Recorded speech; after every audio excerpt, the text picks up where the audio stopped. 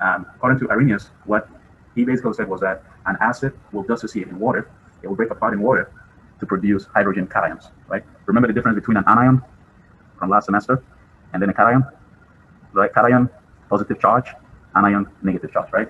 So what Arrhenius is saying here is that if I take an acid, so think about those of you that do lab today, you take HA, I put this HA in water, it is going to break and give me H plus and then A minus. This H plus over here is my acid, right?